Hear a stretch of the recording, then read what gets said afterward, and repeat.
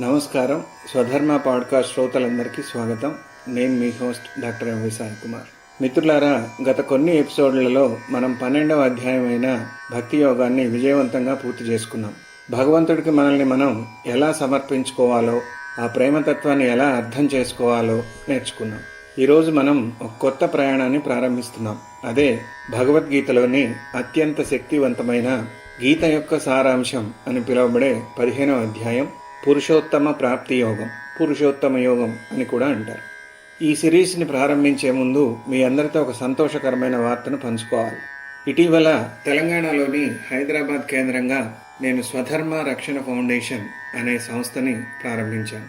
మన సనాతన ధర్మాన్ని, హిందూ తత్వజ్ఞానాన్ని ప్రచారం చేయటంతో పాటు అనాథ శరణాలయాలకు, వృద్ధాశ్రమాలకు అన్నదానం, వస్త్రదానం చేయటం మరియు మన గోమాతలకు గ్రాసాన్ని అందించటం నా ప్రధాన లక్ష్యం. జ్ఞానంతో పాటు సేవ కూడా తోడైనప్పుడే జీవితం పరిపూర్ణమవుతుంది. మీ అందరి ఆశీస్సులు ఈ ఫౌండేషన్పై ఉండాలని కోరుకుంటున్నాను. ఇక అధ్యాయంలోకి వెళ్దాం.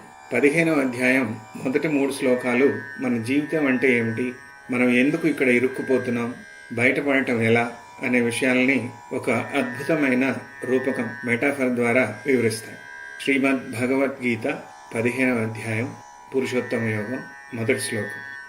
శ్రీ భగవానువాచ ఊర్ధ్వమూలమధశాకం అశ్వత్థం ప్రాహురవ్యయం ఛందాంసి యస్య పర్ణాని యస్తం వేద స వేదవిత్. శ్రీ భగవానువాచ ఊర్ధ్వమూలమధశాకం అశ్వత్థం ప్రాహురవ్యయం ఛందాంసి యస్య పర్ణాని యస్తం వేద స వేదవిత్. శ్రీకృష్ణ పరమాత్మ ఈ సంసారాన్ని లేదా మన జీవితాన్ని ఒక విలక్షణమైన అశ్వత్థ వృక్షం అంటే రావి చెట్టుతో పోల్స్తూ ఈ అధ్యాయాన్ని ప్రారంభిస్తారు. ఊర్ధ్వమూలం అంటే వేళ్లు పైన ఉన్నాయి. సాధారణంగా చెట్టుకు వేళ్లు కింద ఉంటాయి, కానీ ఈ సంసార వృక్షానికి వేళ్లు పైన ఉన్నాయి అని కృష్ణుడు చెప్తున్నారు. ఇక్కడ పైన అంటే ఆకాశం అని కాదు, మనందరికి మూలమైన ఆ పరమాత్మ, సుప్రీం కాన్షియస్నెస్ అని అర్థం. అంటే మన అస్తిత్వానికి మూలం ఆ భగవంతుడే అని అర్థం. అధశాఖం, కొమ్మలు కిందకి ఉన్నాయి. మనం చూస్తున్న ఈ భౌతిక ప్రపంచం మన బంధాలు, వృత్తి, ప్రవృత్తి అన్నీ కిందకి విస్తరించిన కొమ్మలు. మనం చేసే పనులు, ఆలోచనలే ఈ కొమ్మలు విస్తరించడానికి కారణం. అశ్వత్థం అంటే రేపటి వరకు ఉండనిది. అశ్వత్థ అనే పదంలోనే గొప్ప అర్థం ఉంది. ఆ అంటే లేదు, కాదు అని అర్థం. అచలం అంటే చలించనిది, అస్థిరం అంటే స్థిరంగా లేనిది, ఇట్లా అన్నమాట. ఆ అంటే లేదు, కాదు అనే అర్థం వస్తుంది. స్వ అంటే రేపు, థ అంటే ఉండేది అని. అశ్వత్థం అంటే రేపటి వరకు ఏది స్థిరంగా ఉండదో అదే అశ్వత్థం. మన కెరీర్, ఆరోగ్యం, పరిస్థితులు అన్నీ నిరంతరం మారుతూనే ఉంటాయి. ఇంపర్మనెన్స్. ఈ సత్యాన్ని గ్రహించిన వాడు ఒత్తిడికి లోనుకాడు. ఛందాంసి యస్య పర్ణాని, ఆకులు వేద మంత్రాలు. ఇదేంటిది? చెట్టుకి ఆకులు ఎలా రక్షణని కల్పిస్తాయో అలాగే ఈ జీవితానికి వేదాలు లేదా క్రమశిక్షణతో కూడిన జ్ఞానం రక్షణనిస్తాయి. మనల్ని సరైన మార్గంలో ఉంచే సంప్రదాయాలే ఈ ఆకులు. యస్తం వేద సవేదవిత్. ఎవరైతే ఈ చెట్టు యొక్క రూపాన్ని, అంటే ఈ ప్రపంచం అశాశ్వతమని, దీనికి మూలం పరమాత్మ అని తెలుసుకుంటారో వారే నిజమైన జ్ఞానులు. ఇప్పుడు 2వ శ్లోకం చూద్దాం. అధశ్చోర్ధ్వం ప్రసృతాస్తస్య శాఖా గుణ ప్రవృద్ధా విషయ ప్రవాళాః అధశ్చ మూలాన్యనుసంతతాని కర్మానుబంధీని మనుష్యలోకే. అధశ్చోర్ధ్వం ప్రసృతాస్తస్య శాఖా గుణ ప్రవృద్ధా విషయ ప్రవాళాః అధశ్చ మూలాన్యనుసంతతాని కర్మానుబంధీని మనుష్యలోకే. ఈ శ్లోకంలో కృష్ణ పరమాత్మ ఆ వింతైన సంసార వృక్షం యొక్క కొమ్మలు, ఆకులు మరియు దాని వేళ్లు మనల్ని ఎలా బంధిస్తాయో వివరిస్తున్నారు. కొమ్మలు ఎటు విస్తరించి ఉన్నాయి. అధశ్చోర్ధ్వం ప్రసృతా. ఈ చెట్టు కొమ్మలు కేవలం కిందకే కాదు, పైకి కూడా అధ మరియు ఊర్ధ్వం విస్తరించి ఉన్నాయి. అంటే మన జీవితంలో మనం చేసే పనులు బట్టి మనం ఉన్నత స్థితికి అంటే దైవత్వానికి చేరుకోవచ్చు, లేదా అధోగతికి నీచ స్థితికి వెళ్ళవచ్చు. మన ఆలోచనలే మనల్ని ఏ దిశలోనైనా నడిపించగలవు. కొమ్మలకు నీరు ఎక్కడి నుంచి వస్తుంది? గుణ ప్రవృద్ధ. ఈ కొమ్మలు పెరగటానికి కారణం త్రిగుణాలు: సత్వగుణం, రజోగుణం, తమోగుణం. మనలో ఉండే ఈ గుణాలే ఆ చెట్టుకి నీరు, ఎరువు లాంటివి. మనం ఏ గుణాన్ని ఎక్కువగా పోషిస్తే మన జీవితం ఆ దిశగా అంత బలంగా పెరుగుతుంది. చిగుళ్ళు అంటే ఏమిటి?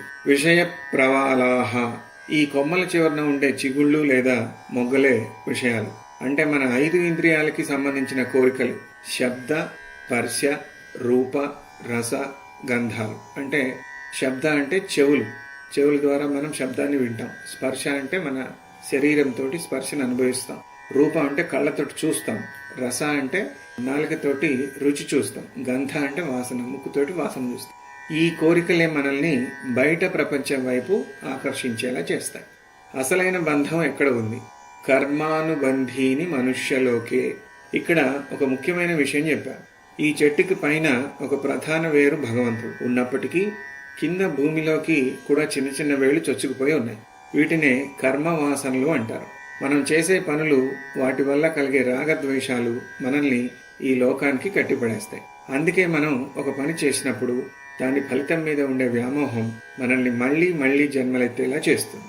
పురుషోత్తమ ప్రాప్తి యోగంలో 3వ శ్లోకం చాలా విలక్షణమైనది. మొదటి 2 శ్లోకాల్లో సంసార వృక్షం అంటే జీవితం గురించి వివరించిన కృష్ణుడు ఈ శ్లోకంలో ఆ వృక్షం నుండి ఎలా బయటపడాలి, ఆ బంధాన్ని ఎలా తెంచుకోవాలో ఒక అద్భుతమైన మార్గాన్ని చూపిస్తారు. 3వ శ్లోకం: నరూపమస్యేహ తథోపలభ్యతే నాంతో నాదిర్న చ సంప్రతిష్ఠ అశ్వత్థమేనం సువిరూఢమూలం అసంగశస్త్రేణ దృఢేన చిత్వా. నరూపమస్యేహ తథోపలభ్యతే నాంతో నాదిర్న చ సంప్రతిష్ఠ అశ్వత్థమేనం సువిరూఢమూలం అసంగశస్త్రేణ దృఢేన చిత్వా. ఈ శ్లోకంలో పరమాత్మ 3 ముఖ్యమైన విషయాలు చెప్తున్నారు. మొదటిది అర్థం కాని ఈ జీవిత ప్రయాణం. నరూపమస్యేహ. మనం చూస్తున్న ఈ ప్రపంచం లేదా మన జీవితం యొక్క అసలు స్వరూపం ఎవరికీ అర్థం కాదు. దీనికి మొదలు ఎక్కడో తెలియదు, ముగింపు ఎక్కడో తెలియదు. అసలు దీని పునాది ఎక్కడ ఉందో కూడా సామాన్యులకి చిక్కదు. ఇది ఒక మాయా వృక్షం లాంటిది. రెండవది లోతైన వేర్లు, సువిరూఢ మూలం. ఈ చెట్టు అంటే మన సంసారం, బంధాలు చాలా లోతైన వేర్లను కలిగి ఉంటుంది. ఇక్కడ వేర్లు అంటే మన వాసనలు, కోరికలు మరియు అటాచ్మెంట్స్. ఇవి ఎంత బలంగా ఉంటాయంటే మనం ఎంత ప్రయత్నించినా మనల్ని పాత అలవాట్ల నుండి, పాత ఆలోచనల నుండి బయటపడనివ్వు. మూడవది అసలైన ఆయుధం వైరాగ్యం. అసంగ శస్త్రేణ. మరింత బలమైన చెట్టుని పడగొట్టడం ఎలా?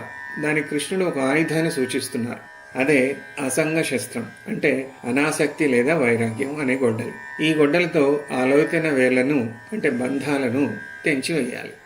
మిత్రులారా, మనల్ని మనం బంధించుకునేది మన ఆలోచనలతోనే. ఈరోజు మనం ఒక నిర్ణయం తీసుకుందాం. మన చుట్టూ ఉన్న అనవసరమైన ఆకర్షణలు, నెగిటివ్ ఆలోచనలు అనే వేర్లను అసంగ శస్త్రంతో కట్ చేద్దాం. అంటే వైరాగ్యంతో కట్ చేద్దాం. మన మూలమైన ఆ పురుషోత్తముని చేరుకోవడానికి ప్రయత్నిద్దాం. వచ్చే ఎపిసోడ్లో ఈ బంధాలను తెంచుకున్నాక మనం ఎక్కడికి చేరుకుంటామో, ఆ పరంపదం అంటే ఏమిటో తెలుసుకుందాం. అప్పటి వరకు సెలవు. మీ host doctor NV Sai Kumar. Swadharma Rakshana foundation కార్యక్రమాల్లో భాగస్వాములు కావాలనుకుంటే మమ్మల్ని సంప్రదించండి. లోకా సమస్తా సుఖినో భవంతు. లోకా సమస్తా సుఖినో భవంతు.